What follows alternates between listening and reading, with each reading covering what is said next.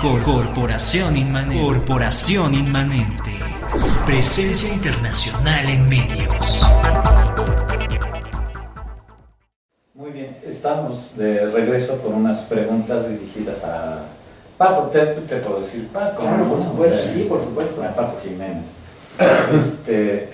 Nayeli nos pregunta si existieron dinosaurios en Puebla. Yo me imagino que es específicamente en la ciudad de Puebla, porque estamos hablando de Valsequillo, para quienes Valsequillo no es Puebla, ¿no? Entre comillas.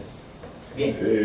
Bueno, a ver, Paco, para que... Esa es una buena pregunta. Y bueno, cuando se refiere a Puebla, nos vamos a referir al estado de Puebla.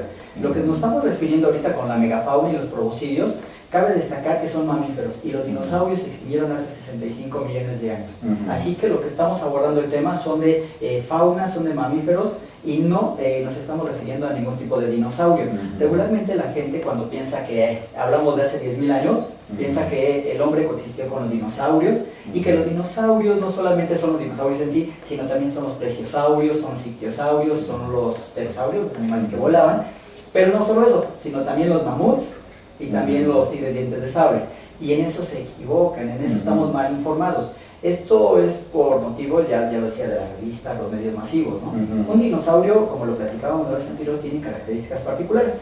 Es un reptil que camina con las patas abajo del cuerpo, que camina como un mamífero, pero que se extinguió hace 65 millones de años.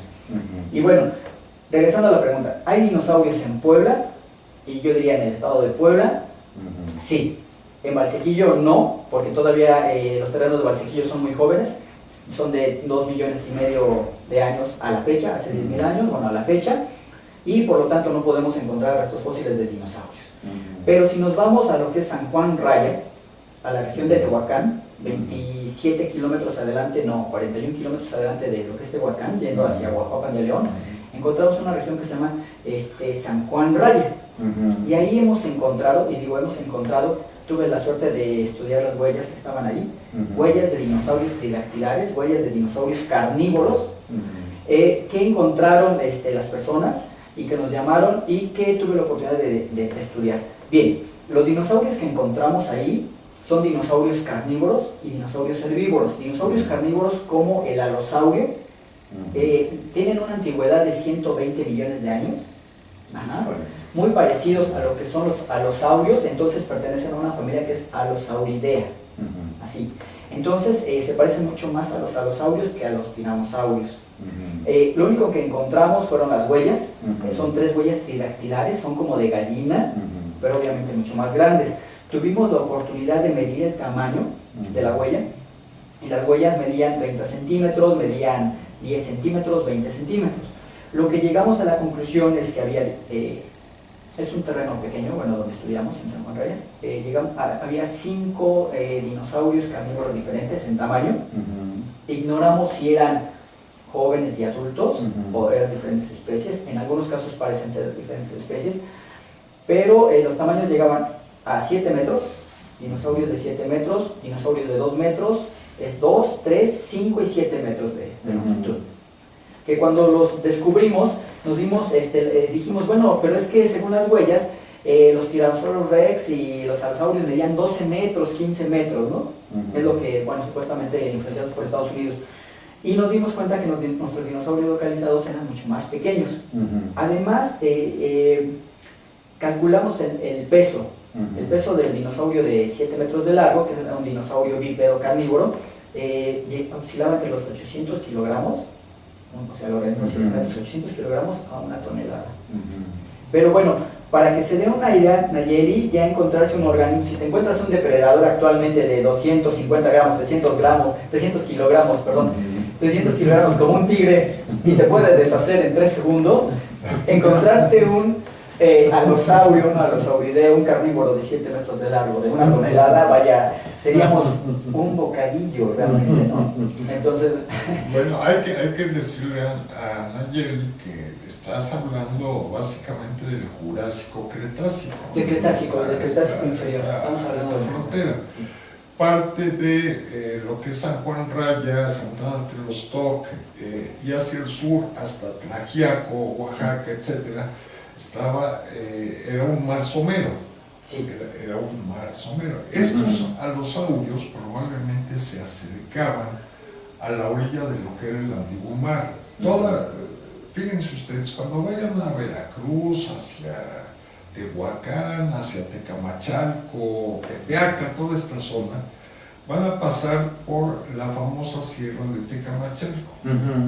Pero fíjate que la sierra de Tecamachalco esencialmente son arrecifes fósiles, arrecifes coralinos. Ahí estaba el arrecife coralino, y la playa como tal, estaba en la región de San Juan Raya, al sur por Tehuacán, digámoslo así, hasta el sur de Oaxaca.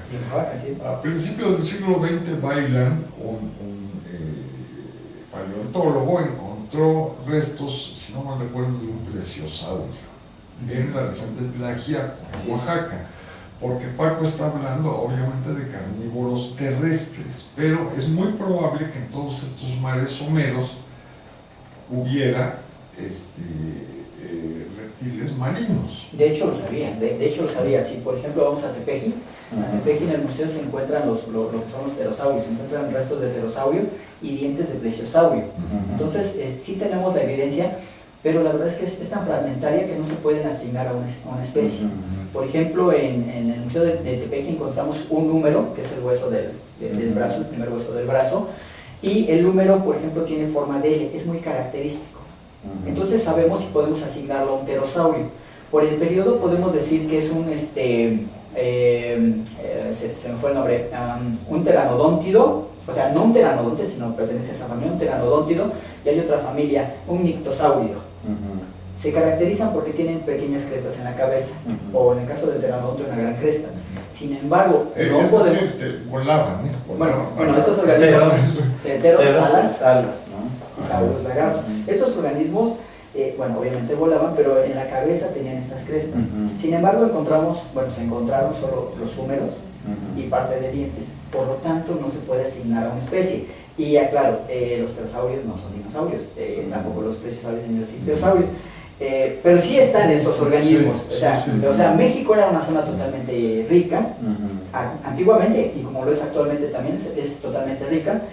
Y, por ejemplo, también de dinosaurios encontraron, un compañero describió las huellas de saurópodo, que son los dinosaurios de cuello largo, y que lo ayudé, y que, calculamos estos dinosaurios en 11 metros de largo, de la punta hasta la cola, son los dinosaurios de cuello largo, y calculamos un peso de 3 toneladas.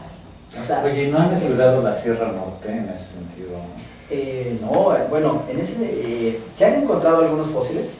Mira, el problema para México es que probablemente vamos a encontrar tantos fósiles como Canadá y Estados Unidos, que son riquísimos, qué bárbaro, muy ricos, pero en México ocurrió un fenómeno muy curioso. Hace unos 10 millones de años, incluso antes, ¿no? Pero digamos hace 10 millones de años, durante un periodo que llamamos Mioceno, empezó un movimiento tectónico, es decir, tectonos, construcción, de lo que llamamos el sistema o el eje neovolcánico mexicano. Y entonces la placa de Cocos empezó a tener un movimiento de rotación que dio origen al surgimiento de una gran cantidad de volcanes. De hecho, fíjate, Michoacán tiene la densidad de volcanes por kilómetro cuadrado más grande del mundo. Es donde más volcanes existen. Uno pensé que Hawái, pero bueno. Sí, no, o sea... Pero no, pequeños volcanes. Y parte del actual estado de Puebla, a mí esas cosas no me gustan. La región de Puebla, Tlaxcala, el Estado de México, toda esta región, es la estribación sur del sistema neovolcánico mexicano, lo que decía Paco. Tenemos dos divisiones de ambientes faunísticos y florísticos, la del sur y la del norte. ¿Y cuál es la división?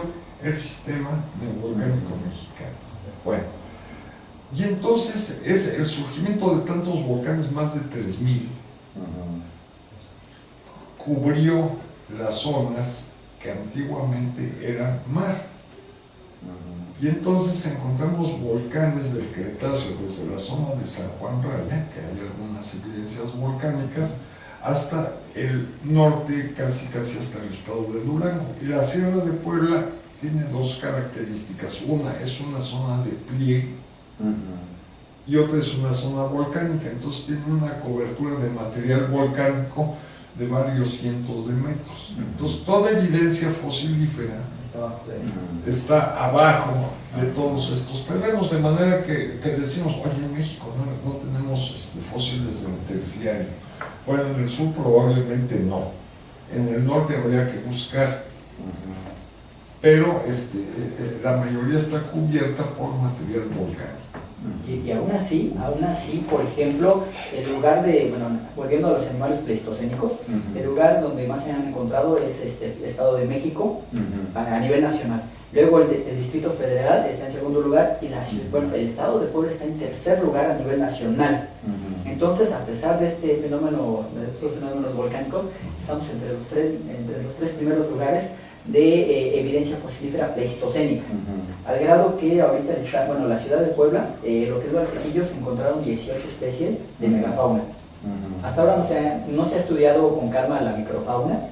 Megafauna significa organismos que pesan más de 50 kilogramos y que llegan a ser hasta de 8 toneladas, 10 como dijimos, ¿no? Ese es el tope. Y en el caso para el estado de Puebla tenemos 30 especies localizadas de megafauna de las 70 reportadas para todo el país.